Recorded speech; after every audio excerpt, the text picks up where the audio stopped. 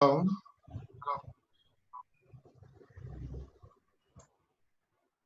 Hello, Mr. Brex Arvalo from Philippines. Are you here? Hello, yes, I'm here. Hello, Yeah, everyone. you're I'm here. mixing it up. Okay, thank you, Brex. Thank you so much. Pleasure to see you all. Yeah, okay, thank you. I'm really happy that you are here. Let me just make sure that all the panelists are ready. Advocate Sister Cynthia Matthew from Patna. I am here, but Father Therapeutic is not able to get the Chavara meeting ID is wrong, it says. Not ID, the password. Password capital. Yeah, but she's trying to get in. Yeah, Devapriya. No, she's not yet in. She's trying to get in. Okay. Then Sister Celine from New York. Is that Sister Celine?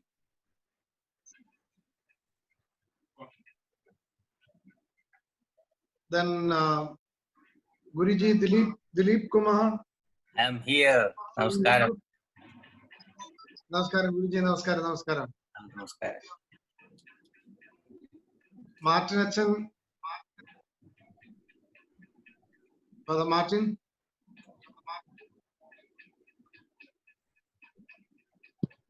Hello. Is that Father Martin Malot?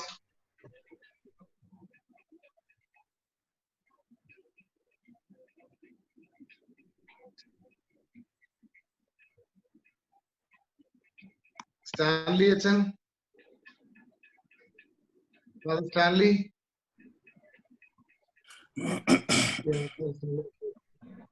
Thank you, Father. Hello.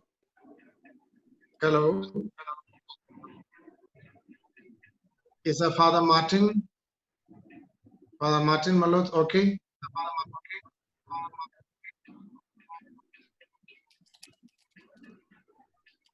Father Valikat. Martin is there. ഒരു minute മാർട്ടിനെ വിളിക്കണം. മാർട്ടിനച്ച കേറാൻ പറ്റുന്നുണ്ടോ?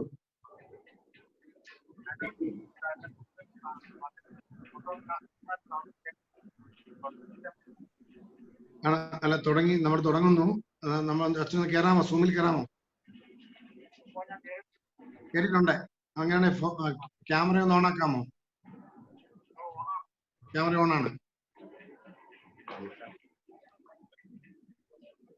Camera mute on Miki. Hello, Robbie. Robbie, I can see you. Yes.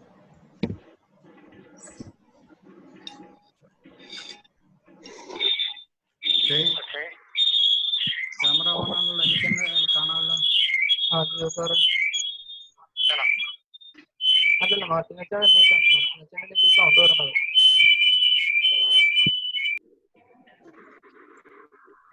Yeah, Father.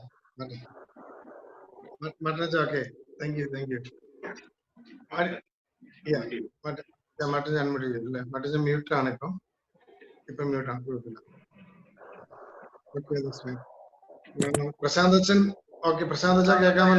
Father Prashant, can you hear me? Okay, I can hear you. Okay. Okay, thank you. My dear friends, so shall we begin?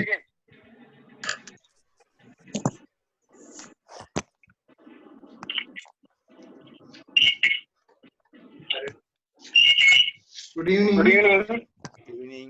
Yeah, good evening. Very good evening to all of you. And hearty welcome to the webinar organized by Chavara Culture Center Kochi on the topic Nature as a Therapeutic Potential, a discussion based on the Laudato, the encyclical written by Pope Francis in 2015.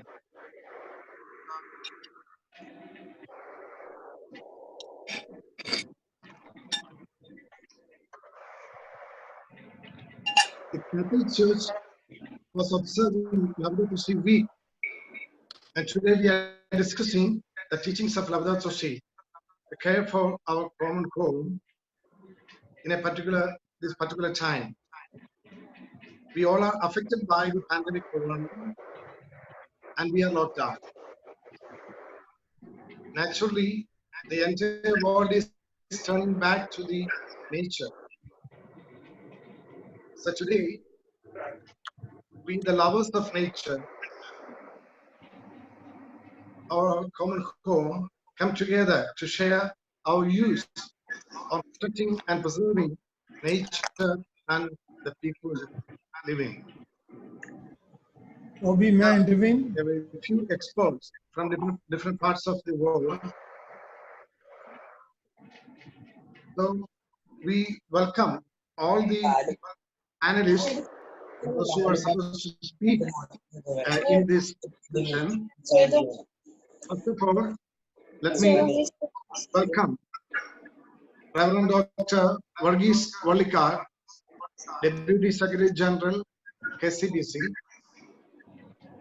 who is really involved in the studies of this Laudato Si.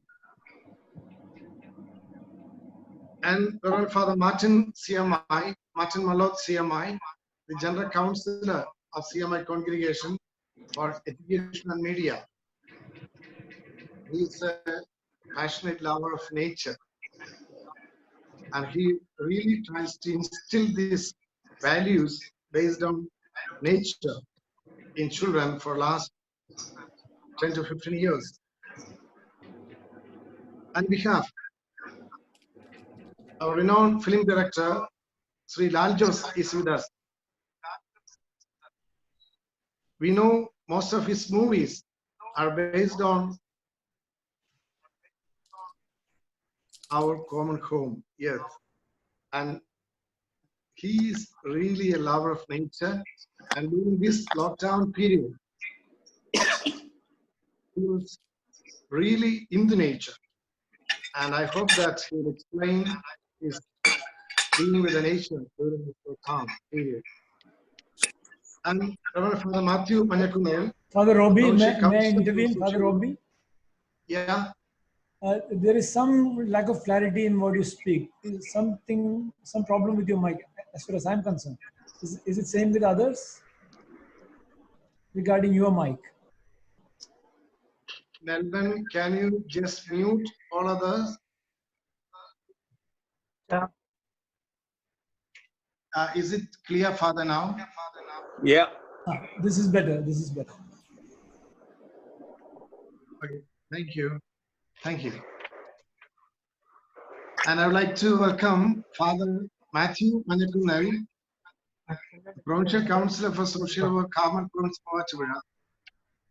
And for the last 10 years, they have been working with so many projects, especially the Go Green projects, which paved the way for hundreds and thousands of people to involve in agriculture and nature-based activities. So, hearty welcome to Father Matthew. And Sister Celine Maramundai. She is in New York now. She is the main NGO representative at United Nations. And she is the authorized person to speak about the Laudato Si.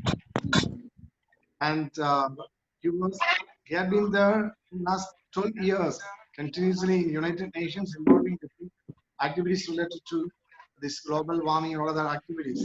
So, hearty welcome to Sister Celine, if you are in. And our special guest from Philippines, our Brex Narvalo. Hello, Is a everyone. young, dear Brex, you are most welcome to this webinar. We are really happy to welcome you. And Mr. Brex is the eco-Jesuit, and he is the coordinator of all the activities of Jesuits in Philippines, Manila. And he has attended the United Nations programs representing the Jesuit NGO. And we are really happy to welcome you, Mr. Briggs Ravello, Thank you. Likewise. and Reverend Father Prashant Palakapalli CMI, principal, the prestigious college, Sacred Heart College, Chavara, Kochi.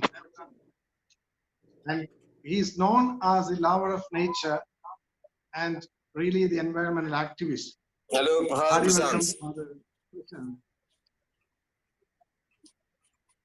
And we have our Guruji Dilip Kumar Tangapan, and he is the main NGO representative of World Yoga Community, United Nations, New York. Namaskaram.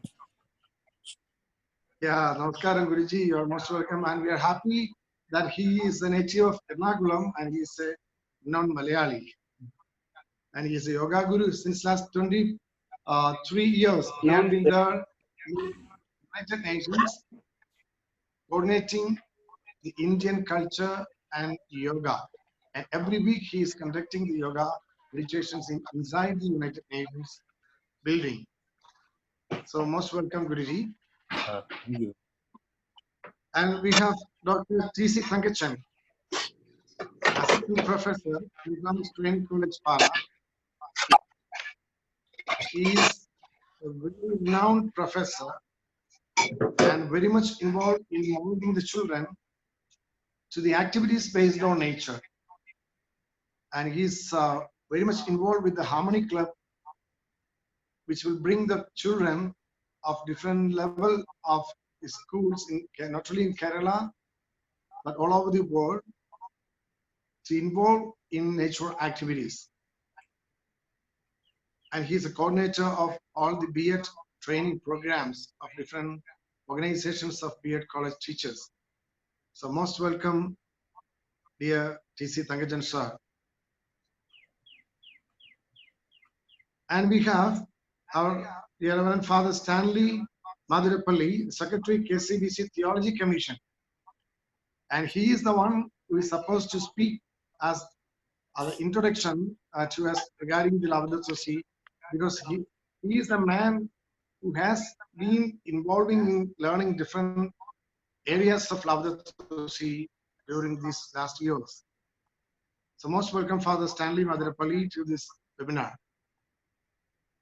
I hope Devapriya Datta, who is representing Therapeutic Foundation Bihar, is online now.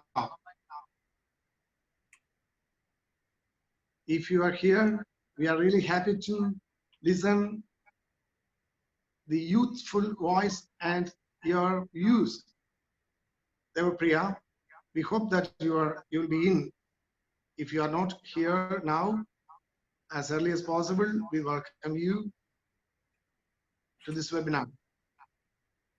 And Advocate Cynthia Matthew, the main NGO representative at United Nations, and now she is in Patna. She's an advocate, and she's a sister, Catholic sister, who is always involving in environmental activities and human justice, and he's part of the organizations of the United Nations involving in human justice. And hearty welcome, Sister Cynthia too.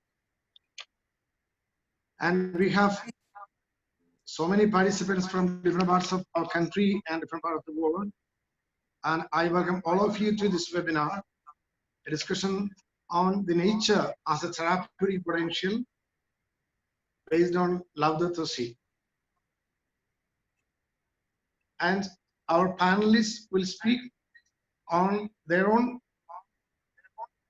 topics or their own concepts, not more than 3 to 5 minutes. After that, we will have a discussion based on the questions raised by the audience. So most welcome, dear audience, and all the fathers, sisters, and all my dear friends, those who are invited especially for this webinar. And I'm really happy to thank you for spending your valuable time here today with Chavara Culture Center, an NGO in special consultative status with United Nations, organizing this program. So thank you so much. And let me invite Father Stanley Madirapalli for the introductory words. Hello, good evening all. Can you Good hear me? evening, No? Father Stanley. Good evening. Oh, thank you, thank you. So Laudato Si, praise be to you, O Lord. So I appreciate, first of all, this attempt of having together to discuss such a matter, a very interesting topic, especially on this 5th year of its publication, the encyclical Laudato Si. In fact, we know this is the first encyclical written by Pope Francis by himself. The first one was Lumen Fidei, but it was a work of Benedict XVI. Almost 85-90% of the work was done by Pope Benedict XVI. So Laudato Si could be seen as the first encyclical that is entirely the work of Pope Francis.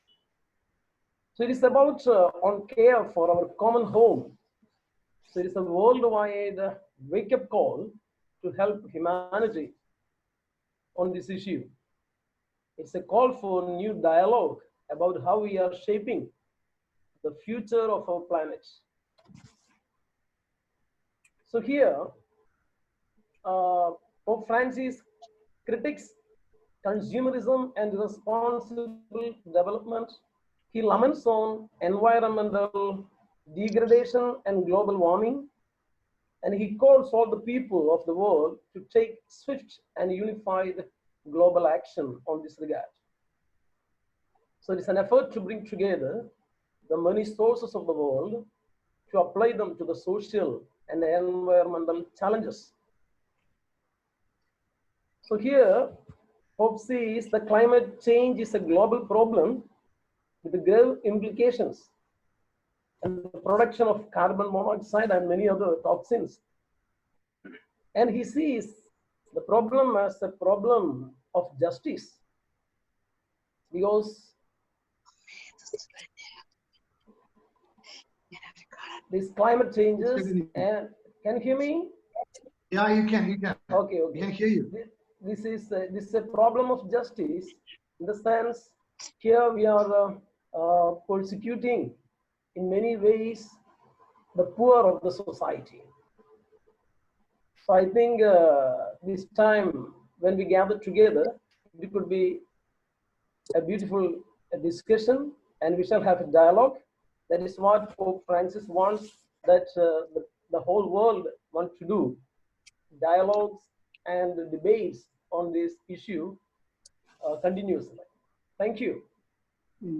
Thank you, Father. Thank you for your very, very meaningful introduction. I'm really happy that you are spending a lot of time for that. And we are really thankful to you. The entire Catholic Church is thankful to you for your great service you are entering now. Thank you. Thank you. And my dear friends, I would like to invite our dear Reverend Dr. Verghese Vallikar, Deputy Secretary General, Kerala Catholic Bishops Council, to express his views on Laudato Si.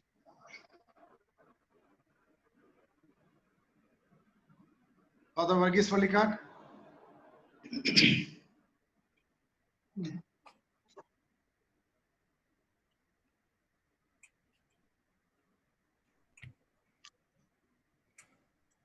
Father Verghese, can you unmute? Can you unmute your? Is he here? Okay. Yes. Yes. Yeah. So I fully agree with what Father Stanley has already mentioned about Laudato Si. The question of protecting the earth or environment is a question of justice.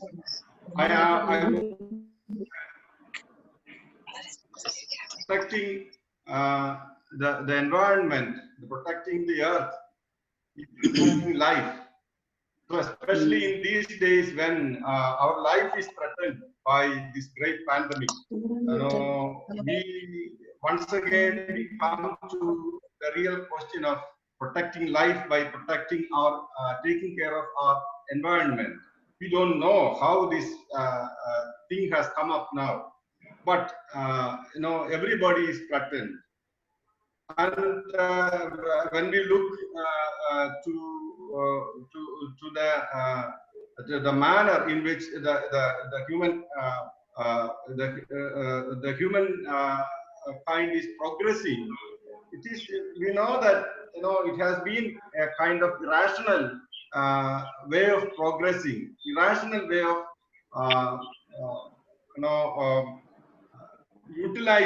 overutilizing the resources of the earth. And this cannot go like this. And there should be, there will be some mechanism by which the nature itself is controlling our activities, our way of life, our values. So we don't know, we are not making any statement that this particular environment, this pandemic is a result of any particular mentality or any particular way of dealing with the nature, but then it gives us an opportunity to think and to question ourselves. Do we need to care for our common home in a much more sensible way, so that we will become more responsible in our consumption, in our utilization of this earth. So this is calling us for to be more responsible. That is what I feel at this moment.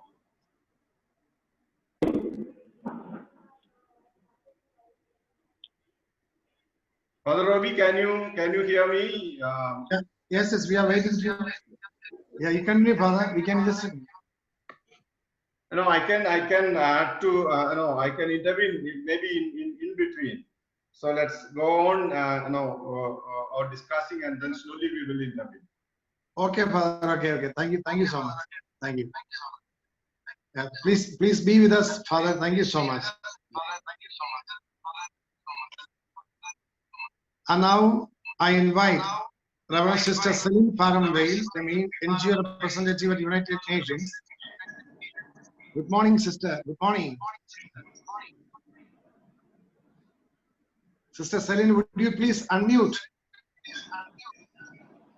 your computer? Yeah. Good evening to all of you, my brothers and sisters.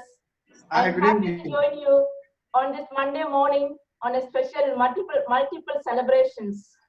Happy anniversary of Laudato Si. COVID-19 has brought unprecedented and untold sufferings in the world. It has also given us an emergency break, telling the whole world to slow down, ask some fundamental questions. If we dare to answer them, we will never go back to normal. 2 years after the election, Pope Francis signed the encyclical Laudato Si to teach us how to build a better world together.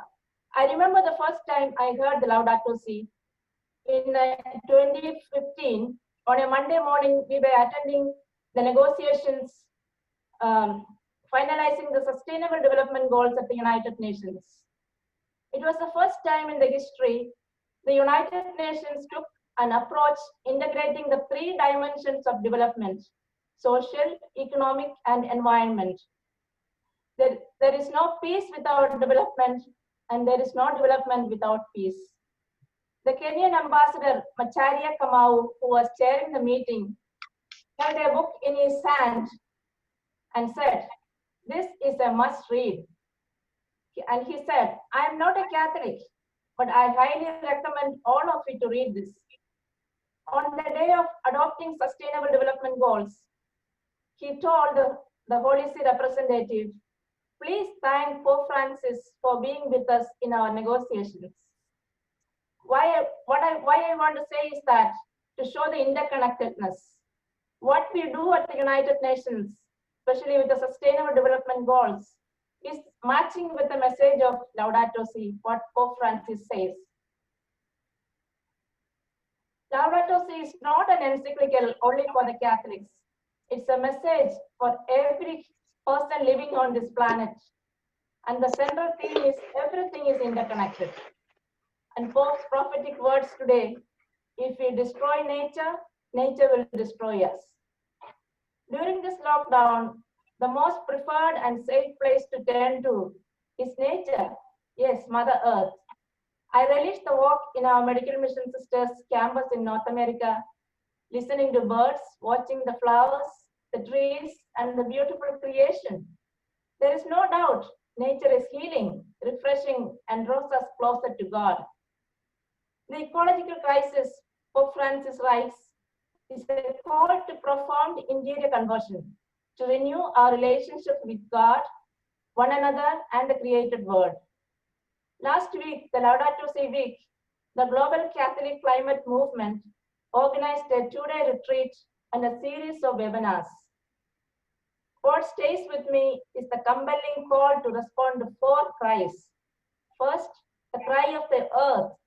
Mother Earth is used and abused beyond measures, causing climate crisis, and this pandemic is not an exception. Second, the cry of the poor. So much suffering in the world, especially the marginalized and the vulnerable, caused by greed and growing inequality. In the United States, 37 million people lost their job and also health insurance, and the number of homeless people are growing. We know what is happening in India, the plight of the migrant workers. It is, as usual, it is the poor and marginalized, especially women and children, are disproportionately affected by the pandemic as well as the climate crisis. And third is the cry of the creatures. Scientists estimate that 150 to 200 species of plant, insect, bird, and mammals become extinct every 24 hours. Like the humans, they too have the right to live. And fourth, cry of the children. We know millions of children are suffering. What kind of a world we want to leave for them? I do remember strongly the words of Greta Thunberg at the United Nations General Assembly, challenging the world leaders. Our house is on fire. There are millions of children suffering, and they deserve a better future. What can we do about it? I want to conclude with the 2 actions. One is a Laudato Si pledge. Following the 2nd anniversary of his encyclical, Pope Francis endorsed this Laudato Si pledge campaign with the purpose of building awareness. There is also Laudato Si animators training since 2017, organized by the Global Catholic Climate Movement. And what is this pledge? It is 1, to pray for and with creation, and 2, live simply, and 3, advocate to protect our common home. There are toolkits available on ways to live this pledge as individuals, families, parishes, schools, and other organizations. And second is Season of Creation. Though it was started by the Lutherans in Australia, in 2016, Pope Francis asked all Catholics to join that. September 1st is a creation. It starts with the September 1st, the Creation Day, and ends with October 4th, the Feast of St. Francis. And in between Sundays is dedicated for Forest Sunday, Land Sunday, Wilderness Sunday, and River Sunday. Thank you, Father Robbie, for inviting me to join this seminar. And let us all be united to protect our common home, our earth. As Cardinal Peter Turkson says, everything we do for the earth must be giving glory to God. Thank you very much. Praise be to you, Lord. Thank you so much, Sister Celine. It was very audible and it's very clear. You are prepared very well.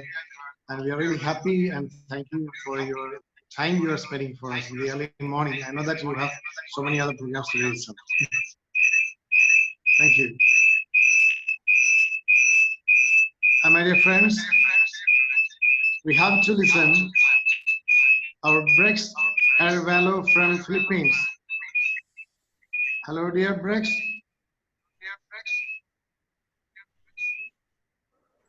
Hello? Okay, hold on just a Hi, minute. Brex. Yes, I'm here. I just like to share my screen if that's okay. All right, I just prepared a little presentation. Can you hear? Okay. Yes, I'm here. I'm here. Can you hear me? Yes, yes. Yeah, Hello? please continue. Okay. All right. Hold on. Let me just share my screen. Share Father, it says here only the host can share content. Is it possible for me to share my content? I Yeah, prepared a you little can. presentation. You can. Because when I press here, See, share content, it says only the host is allowed. You have to make him also the host. Brex, can you do one thing? Oh, yes. Would you please speak, because here our net connection is a little bit slow, and we may not be able to show that your presentation. Okay. But Okay. can you just please All right. I'll okay. okay, let me try and okay, let me just set this up. Okay. All right. Well, I'm not sure what time it is Yeah, over most there welcome, in Brex. India. Okay, okay. All right. Let's go. All right. Hello, everyone. I think good afternoon to everyone there in India. It's evening over here in the Philippines, a bit late. I think Sister Celine, are you in New York? So it might be morning there. So good morning to you. Hello, everyone. I'm Brex Arevalo of Eco Jesuit. I'm from the Philippines. And I help manage Eco Jesuit, which is the global ecology network of Jesuits and partners. And today I'd like to give my perspectives on Laudato Si, on nature as therapeutic potential from a youth perspective,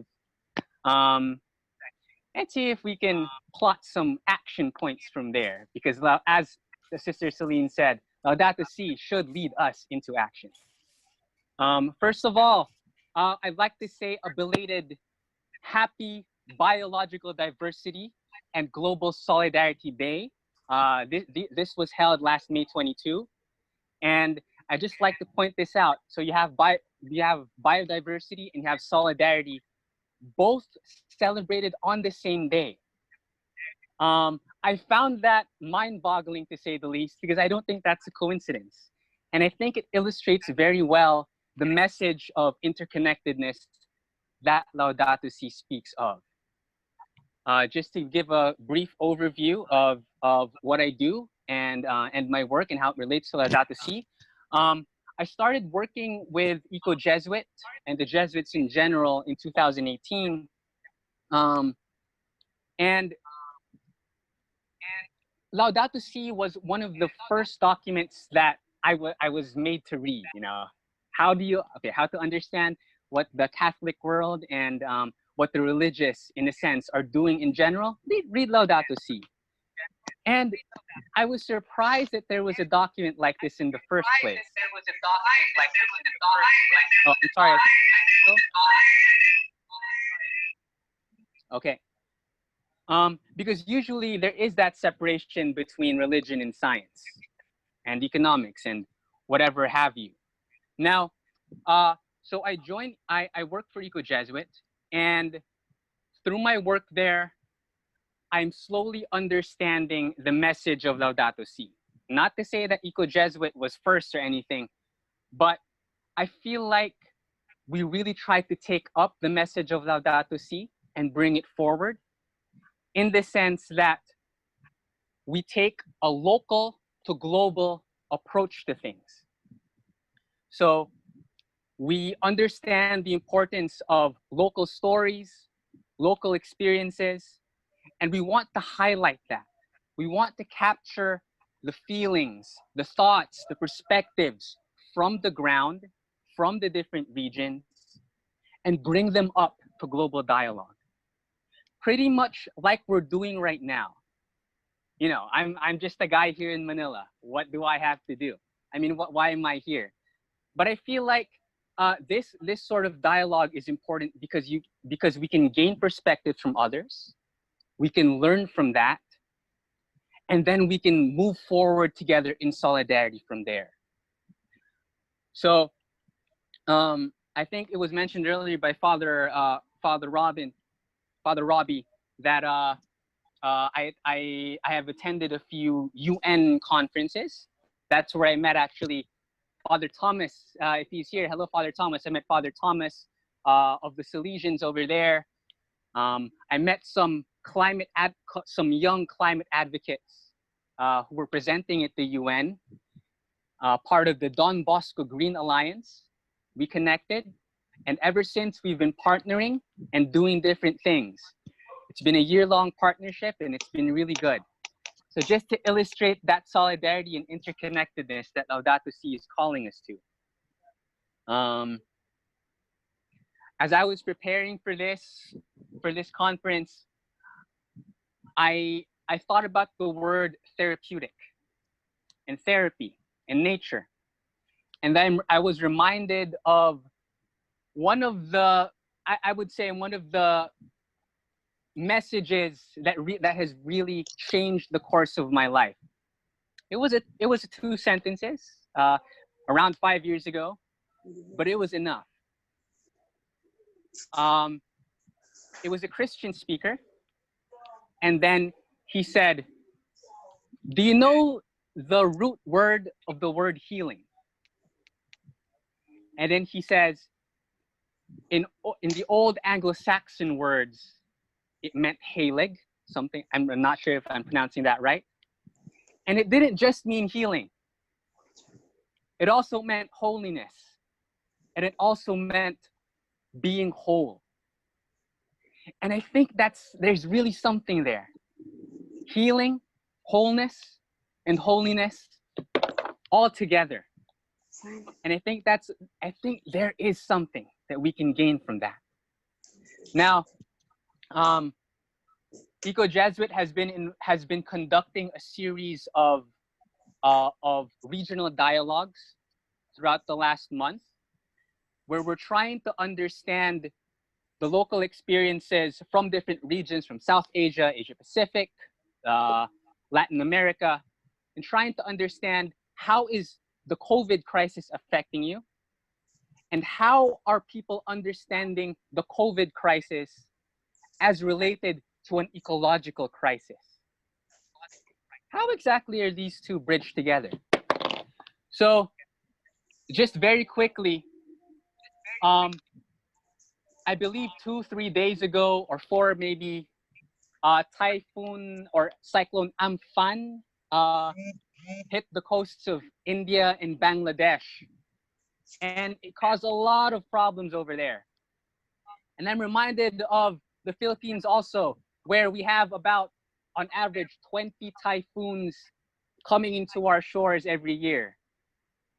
And I just can't help but think, if our pace of urbanization wasn't so fast, if we could just allow a more sustainable development in the rural areas, then maybe, just maybe, we wouldn't have such disastrous effects, and we'd have a stronger sense of resilience among our communities. Now, I'd like to end with maybe 2 things. One is, I'd like to emphasize I think the foundation of community and integral and link it with integral ecology, as Laudato Si mentions. So, in my work in the Philippines, there is an indigenous school that is run by our office. It's been running there for almost 30 years now, actually. And we emphasize culture, we emphasize dialogue. We do not like to impose, we like to act with the people. I think acting with the people is very important as we proceed in sustainable development. Now, it was very beautiful because in September, in celebration of the UN General Assembly, we thought, let's invite some of the local government officials all the way to the uplands, to the mountains. They have to travel 5 hours to get to the school and meet the indigenous children. Let's have a dialogue. and then let's see what we can plot together as a group in solidarity and see how we can act together for climate change and forestry in the years to come. You see, this place used to be a logging site. You could see no trees there 30 years ago. Now it's full of trees. And maybe the last thing I'd like to point out is I'm just remembering my experience in Gujarat back in November 2019, because I think this illustrates integral ecology very well. Again, we go back to an example of indigenous people where Eco-Jesuit, after having their annual meeting in Mumbai, we went to Gujarat. We met with the Adi Aushadhi tribe, who is very good in herbal medicine. Now, they were having trouble there in the past because a lot of their children would leave and go to the urban areas for work because there was just no sustainable work there. And then a Jesuit named Father Lancy de Cruz came over there. He thought, hey, I think we can help them. Their group, the Gujarat, I'm forgetting their name, but they're a group of Gujarat Jesuits. The group decided to help the Adi Aushadhi tribe to market their products, to help them really sustain a living there. And as the years go by, you see less children leaving, more children staying, and you have a deeper sense of community. And the last thing that Father Lancy told me, and it's really stuck with me, is, you know, when people are doing therapy there or doing medicine or doing healing, it's not just a matter of administering the medicine and giving it to someone. It's a whole process where the medicine man goes to the forest, thanks the ancestors, the spirits, the land, takes the medicine, goes to the whoever is in need of healing, and there's a whole community process there, so that it's not just a matter of body, it's also linking the mind, it's also linking the spirit in one whole community in integral ecology. So I'll just leave it at that, and thank you all, and I hope we can continue talking. Thank you, Brex. It's really wonderful to see you and listen to you. And my dear friends, our Brex is having a twin brother also, an identical twin brother. And yesterday, we were talking about a twin brother. And I'm really happy that he too is having a twin brother. And we have a twins union after Corona sessions. Hope so, Father. Hope so. Okay, keep on with us, Rex, and we will just listen one of our fathers, especially Reverend Father Martin Malot. He is the General Counselor for Education and Media of CMI Congregation. CMI Congregation is a congregation founded by St. Kuriakos Elias Chavara in 1831. And so many of our fathers are involving really in grassroots level, working with the nature, promoting nature, and he, the secretary to the education of all the education institutions of CMI Congregation, where he used to instill in children the values which is always moving with the nature. Father Martin, can you hear me? Yes, yes, I can hear, Father. Yeah. Yeah, Father Martin, would you please express your views on this Laudato Si and the love of nature? Yes, Father Robbie, thank you, and good evening, brothers and sisters, all of you, to this fine evening. Thank you, Father Robbie, for organizing this webinar, a very useful one. When we are faced with this crisis of COVID-19 at this juncture. Yes, today I was just thinking, I went to the barber today, just an incident today. And while he was cutting my hair, just asked him, see, for last almost 2 months, there was lockdown and you might have been suffering a lot. It might be very difficult for you. Then he said, yes, yes, it was very difficult, but it has to be like that because we have been so cruel to the world. We have been so cruel to the nature. It was an eye-opener for me because Barber, and he was so conscious of what is happening around us, what we are doing to the nature around us. See, Pope Francis, even before he wrote this encyclical Laudato, see, in one of his letters, he used a very beautiful metaphor to describe the church. He says the church is a field hospital. Church is a field hospital which gives first aid to the world, and nowhere is first aid more necessary than saving the planet. And as Pope Francis has rightly said in his encyclical, he is using two phrases to mention earth. He's saying earth is turning into a rubbish dump and an immense pile of filth. That is what we have made of our planet. A rubbish dump and an immense pile of filth. And it has become unlivable because of different kinds of pollution, sea level rising, climate change, increase of greenhouse gases, etc., etc. And one positive thing is that we have the capacity to modify the world. What we are seeing around us, we are able to modify. We have the capacity to modify the world. Ecological crisis is one of the symptoms of a very deeper malice. And for this, the malice of the throwaway culture.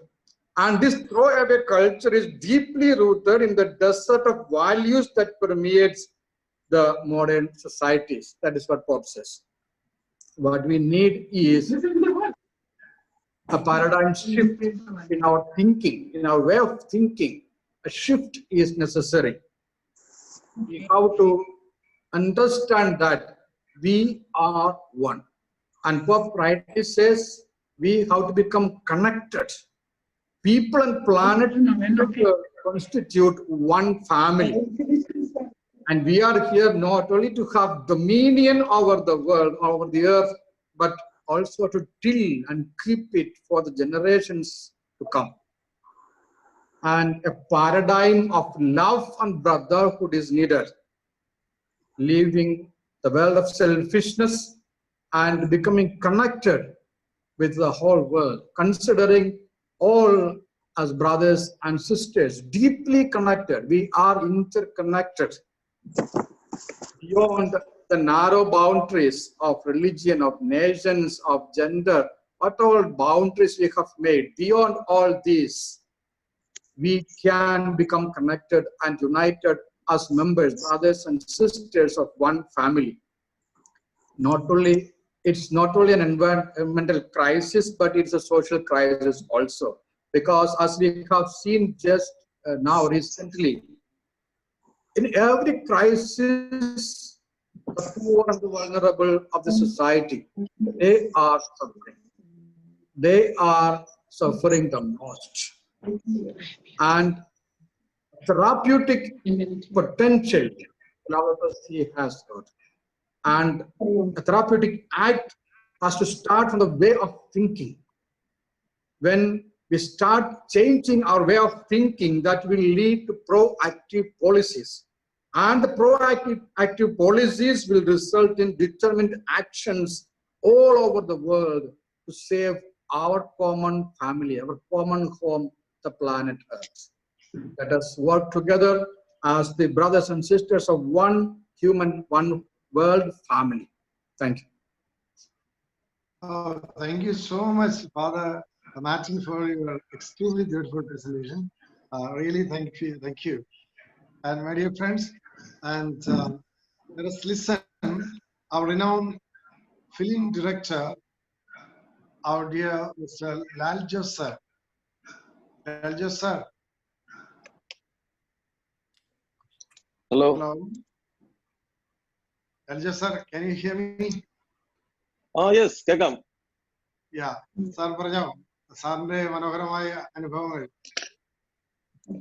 ഇത് എല്ലാവരും ഇംഗ്ലീഷിലാണ് സംസാരിക്കുന്നത്. I'm not very confident talking in English. Malayalam ഓക്കെയാണോ? മലയാളം ഓക്കെയാണ്. We'll translate to them later. Only 2 people are there, I think now. Philippines എന്നുള്ള സുഹൃത്തൊക്കെ ബുദ്ധിമുട്ടും. Yeah, no problem. Sarula, sir, we are eager to hear. Malayalam okay, Malayalam fine. Yeah, Brax is okay with Malayalam. I think Malayalis in Philippines might have taught him Malayalam by this time. Okay, Lalja sir, please. എനിക്ക് ഇത്രയും ആധികാരികമായിട്ടൊന്നും പറയാൻ അറിയില്ല, ഒന്നാമത്തെ കാര്യം. രണ്ടാമത്തെ, ഞാൻ ആദ്യമായിട്ടാണ് ഒരു ഇങ്ങനത്തെ ഒരു കോൺഫറൻസ് കോളിൽ പങ്കെടുക്കുന്നത് തന്നെ. ഏതായാലും എനിക്ക് തോന്നുന്ന കാര്യം, നമ്മള് പല തിയററ്റിക്കൽ ആയിട്ടുള്ള സ്റ്റഡീസിനേക്കാൾ കൂടുതൽ പ്രാക്ടിക്കൽ ആവേണ്ട ഒരു കാലമാണ് വരുന്നത്. പ്രാക്ടിക്കൽ ആയിട്ടുള്ള കാര്യങ്ങൾ നമ്മളെ പഠിപ്പിക്കാനാണ് ഈ കോവിഡും ഇതൊക്കെ വന്നതെന്നാണ് എനിക്ക് തോന്നുന്നത്. ഇപ്പൊ പലപ്പോഴും വളരെ കൾച്ചേർഡ് ആയിട്ടുള്ള, എഡ്യൂക്കേറ്റഡ് ആയിട്ടുള്ള, സിവിലൈസ്ഡ് ആയിട്ടുള്ള ആളുകൾ എന്ന് വിശ്വസിക്കുന്ന ആളുകളുടെ ഇടയിൽ ഇല്ലാത്ത ചില കരുതലുകള് കേൾക്കുന്നുണ്ടോ ഞാൻ പറയുന്നത്?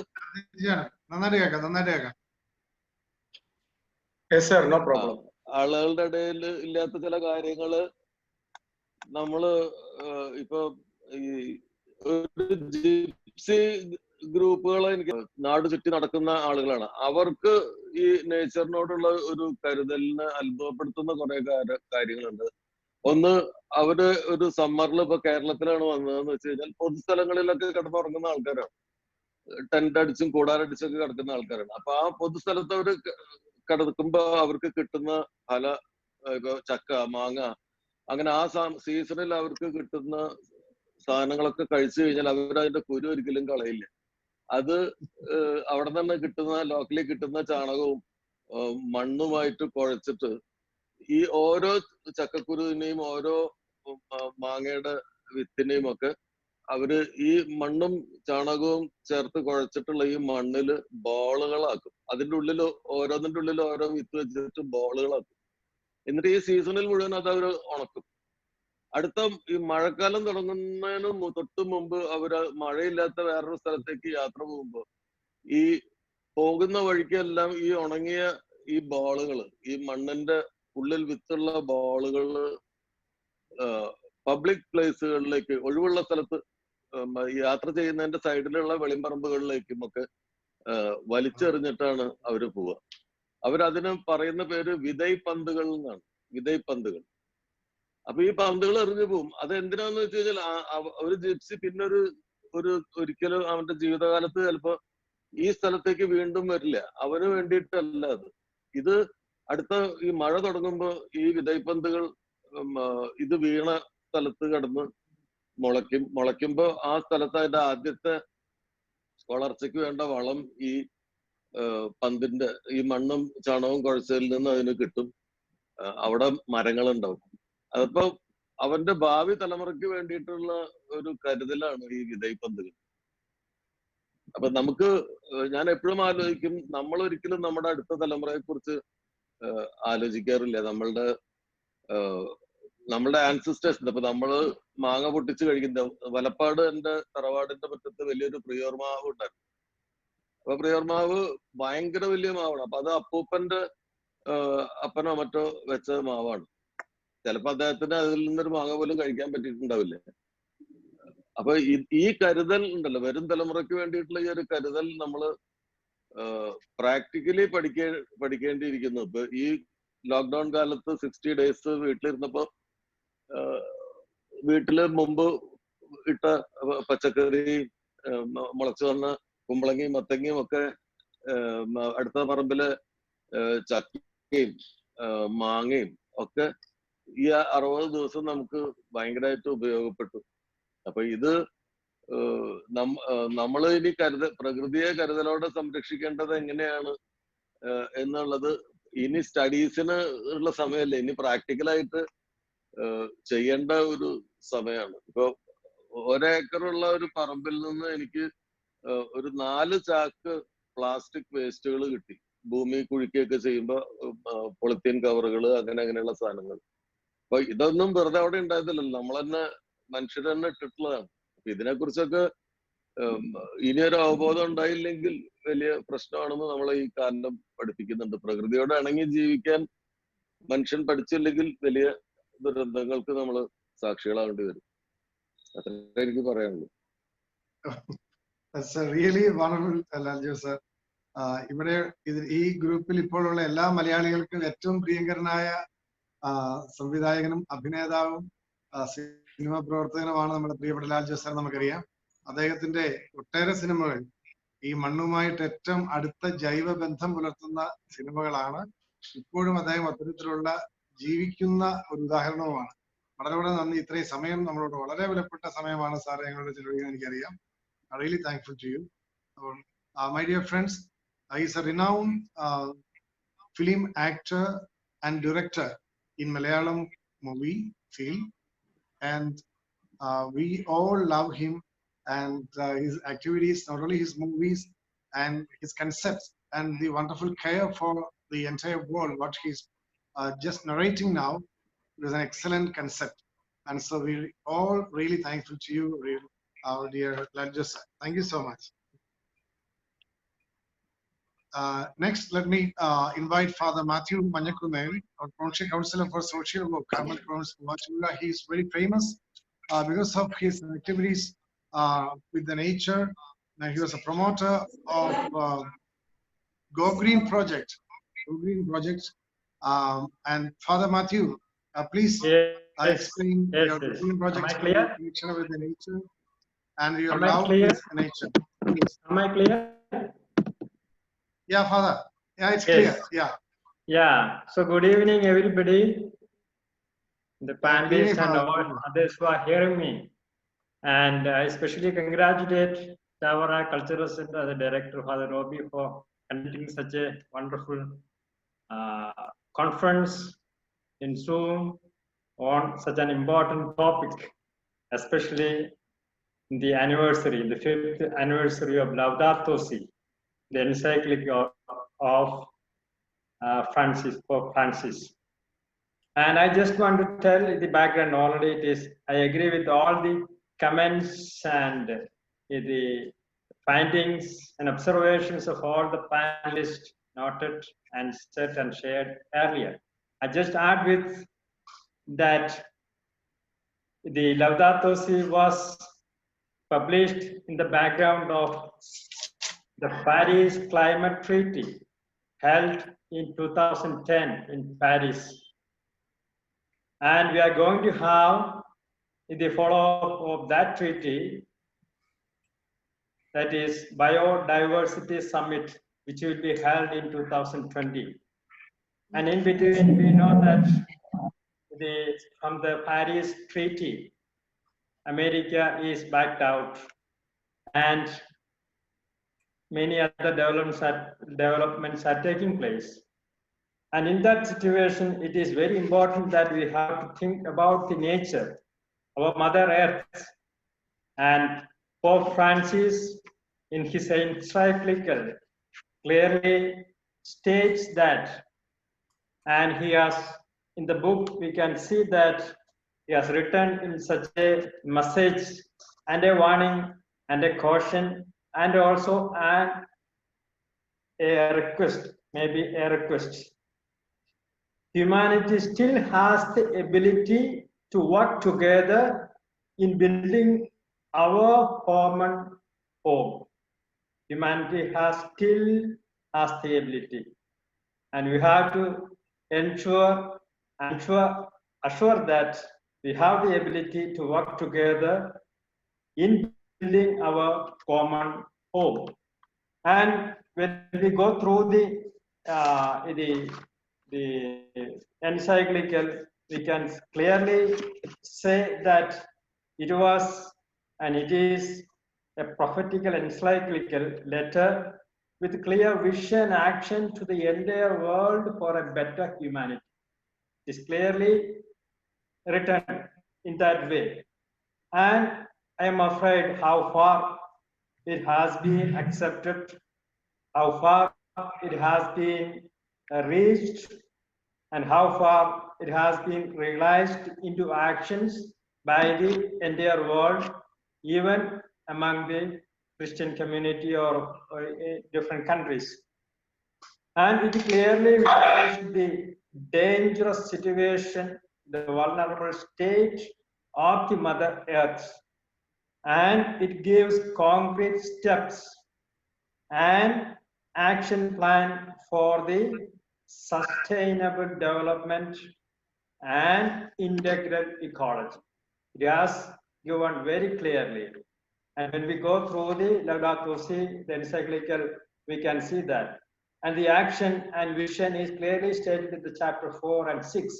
I think if you follow that clearly and definitely we can make changes in the world. And we know that we are social beings, and as social beings, there are other than human beings, all the living beings, including non-living beings. It is called the integral living environment. And we have the responsibility to sustain this for the future generations. That is called sustainable development. What we have now, what we are enjoying at present, it is not for the present generation. It has to be handed over to the next generation. I think we are failing in that aspect. And the title is very interesting. On care for our common home, on care. But I doubt whether we are caring. But on the contrary, we are not caring, but we are exploiting. We are not really exploiting, we are over exploiting and damaging the earth. And that will be very detrimental to the entire humanity, not only for the developed countries or undeveloped countries, or the distinction won't be there. It will affect entire humanity. So it is very important that we need a collective effort, a serious movement to protect the Mother Earth, our common home.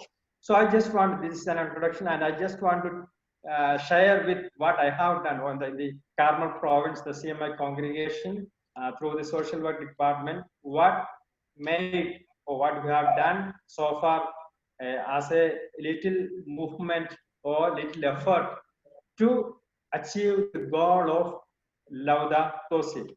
And I have been involved in the green movements and activities the last 3 years, and for especially in these last 3 years, and before that also. Anyway, what we have done is that we have given awareness program in the schools and colleges on sustainable development and clean environment, waste management, and proper bioorganic cultivation. That is one thing. And as part of this project or the movement, Go Green, Go with Nature, that is the title of the project, Go Green, Go with Nature. That means we have to abide the nature's protection and the sustainability. That is what. And it is only an endeavor or a movement to impart the message of clean environment and encourage the organic farming and manage properly the waste with segregation. And it is intended to attract the young generation to the cultivation and the agricultural development and livestock development. That is the aim of the project. And as part of that, we have given awareness program. It has reached almost 1,000 children in all our around 25 colleges and around 25 schools and 5 colleges and other people of common people gathering. We have given this message as awareness program. And secondly, what we have done is we have supplied the waste baskets, separate 3 baskets. That means for plastic, paper, glass, and other metals and also segregation of waste. That is second thing. We have supplied in all these around 50 centers. We have supplied the segregation waste boxes. That is secondly. And thirdly, what we have done is that we have supplied around more than 1,000 saplings of fruit trees to schools, institutions, houses, and farmers who are interested like that. We have supplied more than 1,000 fruit trees so that they can be self-sufficient in fruits. And also we encouraged vegetable cultivation, bio-farming, vegetable cultivations in schools and colleges. That is also another action that we have done as part of it. So these are some of the things that we have done as part of this movement. And what we have to do, something what we can do at present in the wake of the present situation, no, the pandemic, COVID-19, what we can do. We have to give clear message to the young generation. It is very difficult to change the present elderly generation. It may be difficult, but it is very easy to change the habit of young generation, especially if we give training in the early ages, even from the kindergarten section. If we train the students, giving this message of environment protection and love for the Mother Earth and a clean environment, it can be practiced and we can achieve the goals of Laudato Si, I think. And also we have to teach the children that love the earth like mother and protect the soil like father and pamper the animals, birds and living beings like brothers and sisters, and also embrace the living and long living things. And also we have to preserve the water, air, like our breath and life. Then only we can have a protected and a safe earth. That is what I want to tell you. And it is not an easy task. And I just want to tell you, and I just want to conclude with the words of the father of the nation. And he has said that you must be the change you wish to see in the world. So if you want to have any change in the world, it should be started from each one of us. So let us start with a humble beginning. You must be the change you wish to see in the world. With these words, I conclude. Thank you for now. Thank you, Father. Thank you so much. It was really a studied presentation. So we are really happy to have you being here with us. And my dear friends, we'll just listen. Our Deva Priya Datta, who is a youngster representing Greetings. Therapeutic Foundation, Bihar. Deva Priya, can you hear me? Yes. Oh, yeah, that's very good. Am I audible? You have any connection, so you're okay. Is it okay? Yeah, please speak. Yeah. Greetings, cousins, father, CMI fathers, for holding this spiritual get-together, this virtual get-together. First, I would just give a small briefing intro from where I am and what I am representing and what we are doing, and on a personal level also. Necessary change that is the need of the hour right now. I'm Devopriya Datta from Patna, and I have been part of Taru Mitra, Friends of Trees Taru Mitra, now almost 5 years now in Patna, and right now he is transferred in Prayagraj, Uttar Pradesh. He is starting a mini bio reserve there, and the present director is Father Tony Pendanath in Patna. My association with Taru Mitra has been since the time I was in school, class 6, Notre Dame, Patna. And in the 5 years, I have had a very different kind of a cosmic experience in Taru Mitra to our planet. a lot of Tarumitra activities such as making groups, eco clubs, green clubs in various schools and colleges. Of late, we have more than 2,000 schools and colleges connected all over the country. In the year 2005, we got the UN certified consultative status. And we have been talking about and also doing on practical level the conservation of those trees,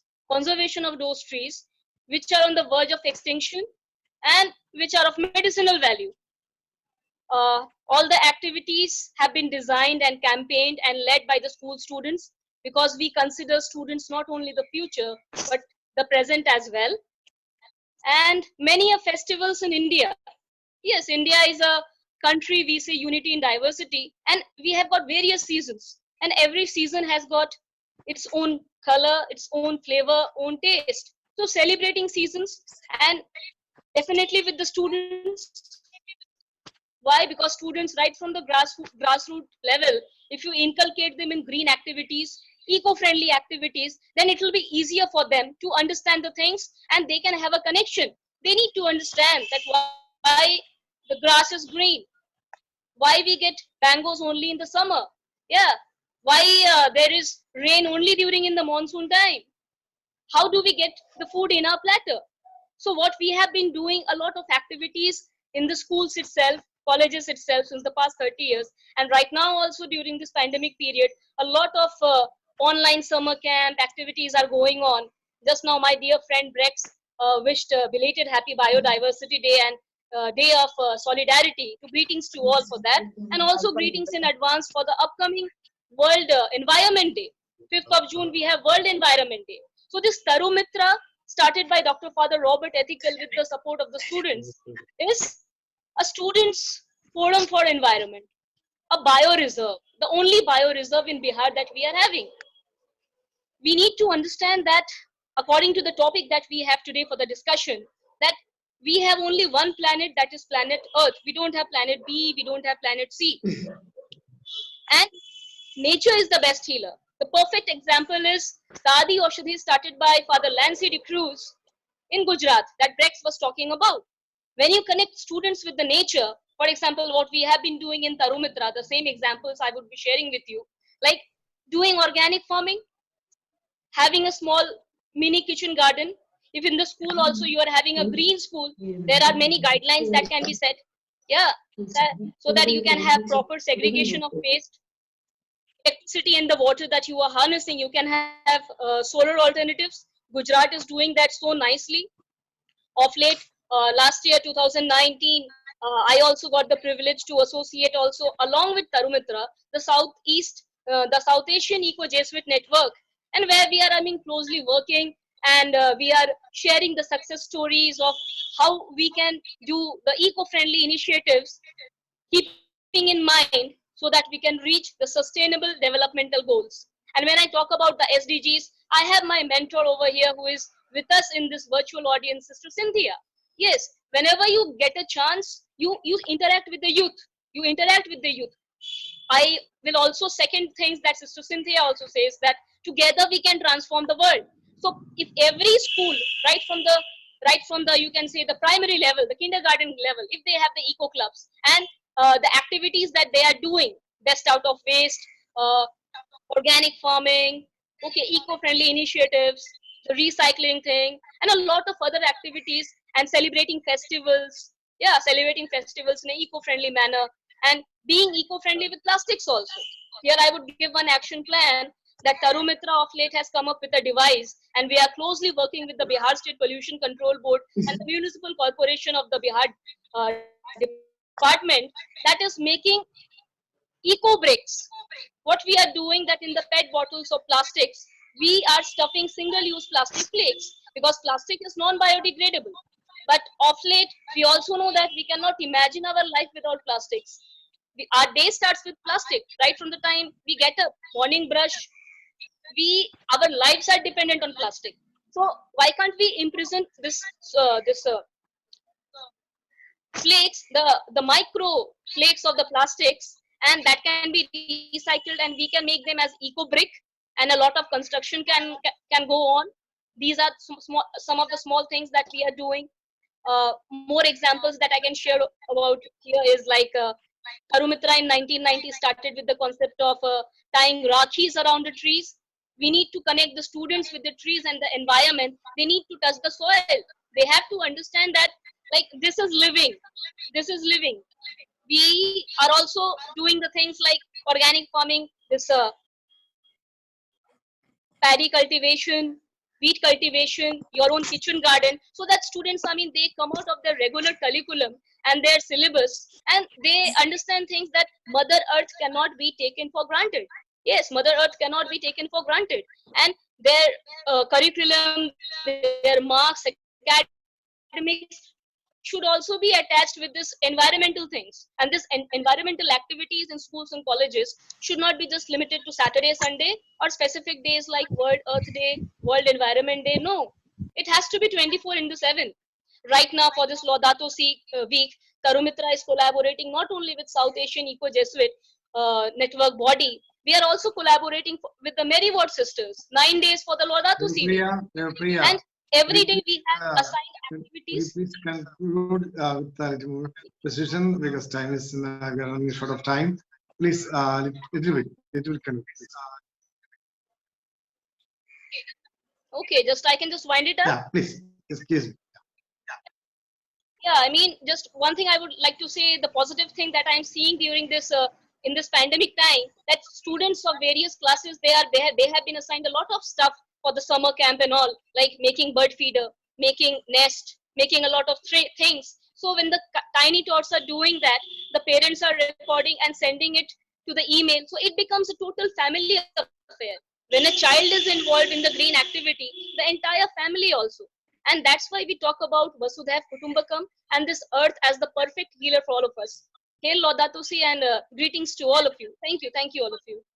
Thank you, Devamitra. You have been, though you being a young, you have vast experience with the nature, and especially your mentor, Sister Cynthia, has done a wonderful job.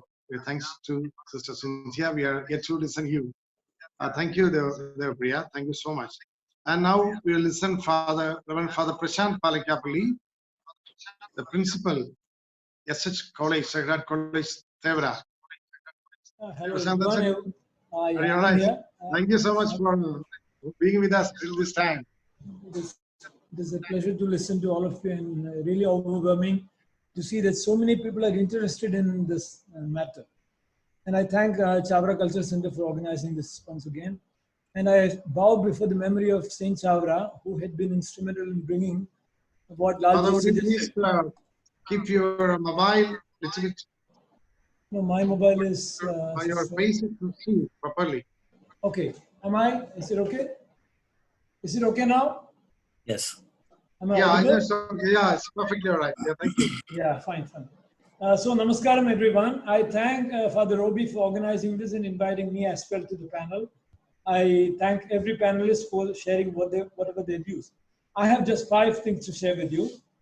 Number one, I recall with very great gladness Saint Chavara in connection with the Biodiversity Day, that he had been instrumental in bringing the variety of mango, which Laljos was referring to, Prior mango, to this part of the country. And now it has become really popular. That is just a casual reference. Number 2, regarding Laudato Si.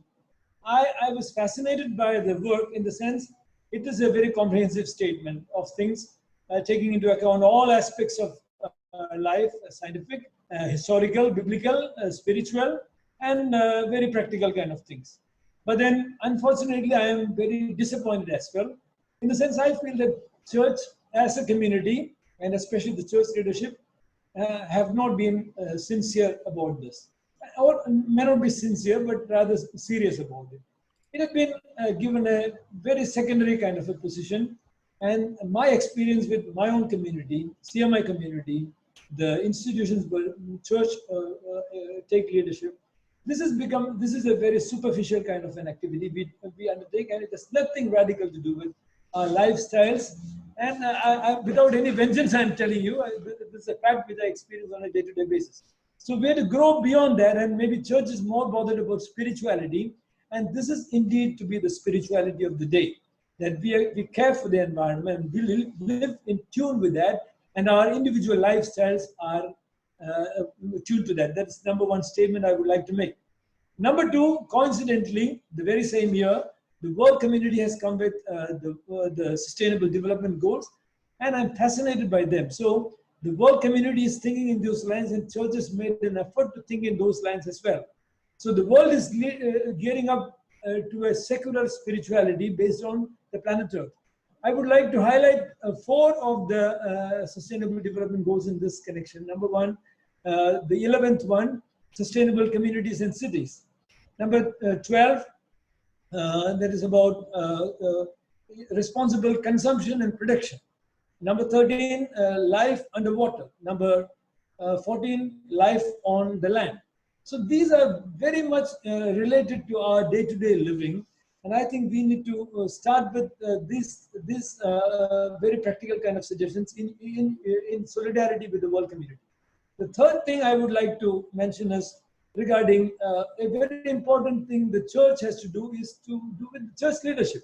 So that has to begin with the seminary formation or the religious houses formation, where this kind of mentality is to be inculcated through very strict guidelines. Maybe the Laudato Si has already the subsequent guidelines, which is to be followed in the seminaries. That's what I feel, because the leadership given in the parishes, I feel they are in this regard is very pathetic as now. I interact with parishes, and it is from my experience that I speak this out. It is not at all satisfactory. Number 4 is that the Kerala government has given a very right kind of platform in this connection, especially regarding the COVID. That is an Indian government also. They have proposed 2 projects. One is Atmanirbhar Bharat, and the other one is Subhiksha Kerala. That means abundant Kerala and also self-reliant India. These are very important, and this is very Gandhian in this connection, in the sense that it is related to the goal number 12 of SDG, that sustainable consumption and production. And we need to be producers, not merely consumers. So every child, everybody is to be involved in production, and especially the production of food. Food is to be produced individually, and it has to become a family affair. It has to become an individual responsibility. There is no doubt in that. And I think we need to start with our own selves. So in this connection, what we could do is to inculcate a habit of producing food. And I've already shared a small example of what we are trying to do. I'm not telling we are doing a big deal, but then going beyond the typical, because food will become scarce if this is to continue. And that is also the root of healing. Today we are speaking about therapeutic aspect, therapeutic potential of the nature. And in this connection, I think we should go back to food as the therapy. The right food to be eaten and the right food to be produced by each one to the extent possible. And locally produced, there is minimum kind of packaging, minimum kind of transportation involved in this. And I think that is the healing aspect of this. And I think with that, I will try to conclude. And lastly, the education in which I am also involved. So education is not only to be education of head and heart, but also of hand, as Mahatma Gandhi rightly pointed out. And everybody, every child, as my friend Father Matthew also pointed out, this has to become part of the curriculum. That food production in the campus, on the campus, of the campus, as homework, as assignment, has to become part of the curriculum. That from class 1 or kindergarten onwards, the children and the college-going students also have to be part of production. That is to be part of curriculum. And a student should pass a class only when they have contributed fixed number of hours for producing wholesome food, healthy food. And let me conclude for the time being. Thank you for your patient listening. Oh, thank you, Father Prashant. It's really a prophetic and inspiring speech. And we know you and the person and your activities. So proud of you, and you continue courageously your activities. Thank you for your great time you're spending with us. Thank you. And my dear friends, now we will listen our Guruji Dilip Kumar. He's still waiting till this time with us from United Nations, New York. Guruji, please bring with your insights. Namaskaram, everyone. It's my great pleasure and honor to be part of your discussion group. I want to remind This week is the first anniversary of Chavara culture became part of the NGO status at the UN. I want to thank Chavara culture to bring our Kerala community to UN. Welcome for all of your future affiliations, all the events. When I talked to Father Robi Kannanjira, I was so happy because I grew up in Tripunithura, that's my birthplace. And I was involved with the Forana Church to taking care of their garden when I was in the first grade to fourth grade. At the same time, my mom used to allow me to take care of the garden in our house with all the vegetables. This is where we grew up. When you think about the calamities around the world, all created by human being, not from any other animals. We are the most greediest people in the world. We never listen. We pretend we know everything. No, we are from the old knowledgeable community, always talk about the global family. Vasudhaiva Kudumbakam. Still, we are not growing that fast. But Corona educating us. No, this is not enough. Come out from your shell or your well and work for the people. When you look at the Gandhi or Jesus, see, their life was very simple, humble, and they had high vision for the community. This is the way we had to bring the service to community. Service. You know, when a mother is giving birth to a child, mother never think about, oh, this child is going to bring me millions of dollars. Do you think that? No. Because there is a nature teaches how to bring a child in a divine form. We all are chosen divine form on this earth to bring humanity. We had to take care of our subordinates. If somebody is hungry, we had to make sure that person is not suffering. If they don't have a house, we had to make sure they are not suffering. If they don't have education, we had to make sure they are not losing their chances. When you look at the culture of India, you know, our Christian community brought a lot of things for the poor people, education and jobs and some other areas. If all of us can work together and bring the human values around the world, it can achieve before 2030. We don't want to look, oh, our organization is the best. We want to do ourselves. No, we all should work together. That's the SDG number 17, partnerships. We all the NGOs come together, work hard. You know, this is where we can bring more ideas.